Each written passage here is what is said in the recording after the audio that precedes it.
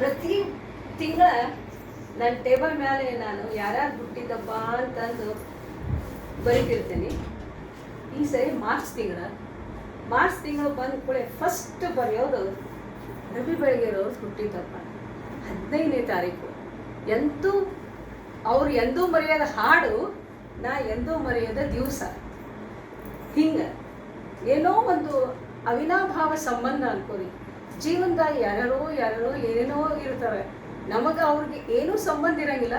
ಖರೆ ಎಲ್ಲ ಸಂಬಂಧವನ್ನು ನಾವು ಅಲ್ಲಿ ಕಳೀಲಿಕ್ಕೆ ಆಗಂಗಿಲ್ಲ. ಪ್ರೀತಿ ಅಂತಃಕರಣಕ್ಕೆ ಯಾವುದೋ ಒಂದು ಇದು ಅಷ್ಟು ಪ್ರೀತಿಯಿಂದ ನೋಡ್ಕೋತಿದ್ರು ಅವರು. ಏನೋ ಒಂದು ವೈನಿ ಅಂದ್ರೆ ನಮ್ಗೆ ಪೂಜ್ಯ ಭಾವನೆಯಿಂದ ನೋಡ್ಕೋತಿದ್ರು. ನಾವು ಅಷ್ಟೇ, ರವಿ ನೀವು ಎಷ್ಟು ಸಿಂಪಲ್ ಇದ್ದೀರಿ, ಎಂತ ನೀವು ನೋಡಿದ್ರೆ ಗಡಗಡ ಅಂತ ಮಂದಿ ಅನಿಸ್ತಾರೆ. ನನಗೆ ನೀವು ನೋಡಿದ್ರೆ ಎಂತೂ ಅಂಜಿಕೆನೇ ಬರಂಗಿಲ್ಲಲ್ಲ. ನನಗೆ ಅನಿಸ್ತದ ನೀವು ಹುಲಿ ಅಂತವ್ರು ಇಲಿ ಮನಸ್ಸು ಅಂತ. ನನಗಂತೂ ಹಾಗೆ ಅನ್ನಿಸ್ತದ ಅವ್ರು ನೋಡಿದ್ರೆ. ಖರೆ ಏನೋ ಒಂದು ನಮ್ಗೆ ಸಂಬಂಧ ಇತ್ತು. ಆಮೇಲೆ ಅದ್ರ ಜೊತೆಗೆ ಅವ್ರದ್ದು ಕುಟುಂಬ ಸದಸ್ಯರು ನಮಗೆ ಭಾಳ ಕ್ಲೋಸ್ ಆಗಿಬಿಟ್ಟಿದ್ರು. ಅವರು ನಮ್ಮ ಮನೆಯೊಳಗೆ ಇರ್ತಿದ್ರು, ನಾವು ಅಲ್ಲಿ ಹೋದಾಗ ಭೇಟಿಯಾಗಿರ್ತಿದ್ವಿ. ಇನ್ಕ್ಲೂಡಿಂಗ್ ಭಾವನಾ. ಈ ಭಾವನಾ ಒಂದು ತಂದಾದಂಥ ಒಂದು ದಿಶಾ ಒಳಗೆ ಹೊಂಟಿದ್ದಾಳೆ. ಒಳ್ಳೆಯ ದಿಶಾನೇ ಆಕೆ ಸೆಲೆಕ್ಟ್ ಮಾಡ್ಕೊಂಡಿದ್ದು.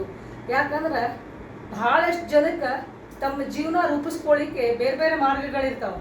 ಆಕೆ ಬೆಸ್ಟ್ ಸೆಲೆಕ್ಟ್ ಮಾಡ್ಕೊಂಡಿದ್ದು ತಮ್ಮ ಅಪ್ಪನ ಮಾರ್ಗನೇ. ಅಪ್ಪ ಒಂದು ಸಮಾಜಕ್ಕೆ ಒಂದು ಮಾದರಿಯಾಗಿ ಒಂದು ಯಾವುದೇ ಅನ್ಯಾಯವನ್ನು ಸಹನ ಮಾಡದೆ ಪಡಕ್ಕೆ ನಾವು ತಮ್ಮ ರಿಸ್ಪಾನ್ಸ್ ಹೇಳ್ತಿದ್ರು. ಆ ಭಾವನೆಯೂ ಅದೇ ದಿಶಾ ಒಳಗೆ ಹೊಂಟಿದ್ದು ನಮಗೆ ಭಾಳ ಸಂತೋಷ. ಅವಳು ಖಾಸ್ ಬಾತ್ ಅನ್ರಿ, ಅವಳು ಒಂದು ಓ ಮನಸ್ಸೆ ಅನ್ರಿ, ಅವಳು ಒಂದು ಹಾಯ್ ಬೆಂಗಳೂರು ಅನ್ರಿ, ಇವು ಎಲ್ಲ ಒಂದು ರೂಪ ಮುಳುಗೋ ಹಡಗನ್ನು ಎತ್ತಲಿಕ್ಕೆ ಪ್ರಯತ್ನ ಮಾಡ್ಲಿಕ್ಕತ್ತಾಳ. ಆಕೆಗೆ ದೇವರು ಸಂಪೂರ್ಣ ಸಕ್ಸಸ್ ಕೊಡಲಿ, ದೇವರು ಆಕೆ ಉತ್ತರೋತ್ತರ ಅಭಿವೃದ್ಧಿ ಕೊಡಲಿ, ಆಕಿನ ದಾರಿ ಸುಗಮವಾಗಿ ಸಾಗಲಿ ಅಂತ ವಿಶ್ ಮಾಡ್ತೀನಿ.